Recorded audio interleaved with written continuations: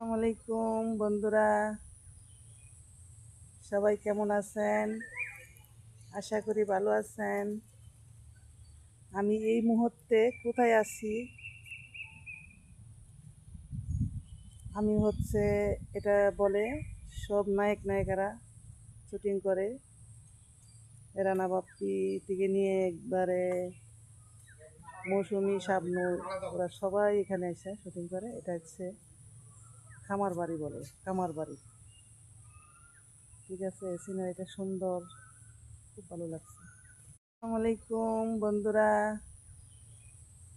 সবাই কেমন আছেন? আশা করি ভালো আছেন। আমি এই মুহূর্তে কোথায় আছি? আমি এটা বলে সব নায়ক নায়িকারা শুটিং করে।